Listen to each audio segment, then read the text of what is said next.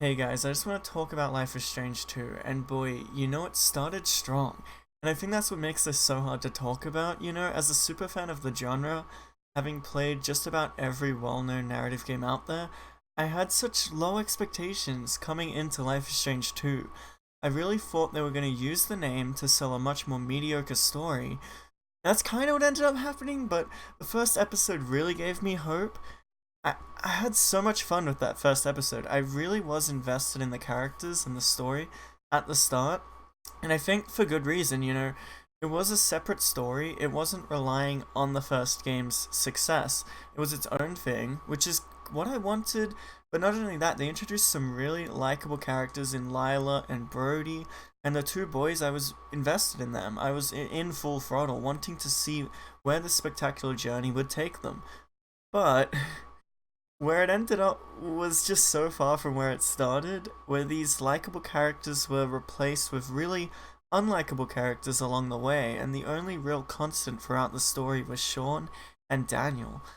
And this journey, which just felt so disconnected from itself, which is my biggest issue. It's that each episode feels so disconnected from the last, which leads to me being very disconnected from the story. And I know it's supposed to be about the journey, but the journey was not a pleasant one for me. Now, I'm not an American, so I can't really talk about American issues. It's not something that I commonly think about, being from a different country, so it was also kind of hard for me to really get behind or appreciate a lot of the issues Life is Strange 2 were trying to tackle across this very odd journey. When we have Sean crying, singing in Mexican with these racist hillbillies abusing him, I really didn't feel the emotion here. I was just more disturbed than anything.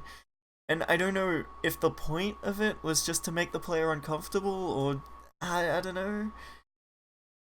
And we go from stuff like that to literally burning down a church and working in a pot farm, and for me it just felt unnecessary.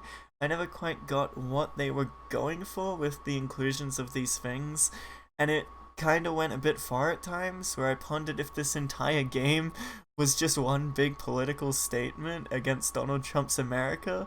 And again, I'm not a political person and I'm not American, so it was just disappointing for me that I would even think that a Life is Strange sequel would be made for that intention and that direction of storytelling, but I do still now believe that that was in fact a large part of the storytelling of this game. It was super political. And I just didn't want that. I just wanted a good story. I hate to compare Life is Strange 1, but this is a sequel, and with Life is Strange 1, the story was always going somewhere, from the storm, to Kate's depression, to Rachel Amber, to Mr. Jefferson. It can all be seen from episode 1. It was a story, it had direction, so much more than what I just mentioned. You cared about the characters, because they were the focal point of the story. Life is Strange 2 took a very different direction, where we are running away, just running and running away. And when all is said and done, I honestly don't hate the endings. I wasn't disappointed, I just didn't feel anything.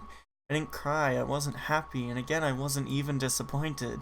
Because with how far off track the story as a whole had gotten from where we started, they were really the only possible endings we could have gotten that would make sense going into that final episode. It's pretty much what I expected. So I don't hate the endings, I just really did not enjoy the journey to get there. It was slow, the choices don't matter, it's everything people say about why these games are bad, and it hurts me as a super fan of the genre to have to agree this time. I don't recommend this game to anyone, it's really not worth playing. Go buy Man of Medan instead if you haven't yet, because at least you'll have fun with that one.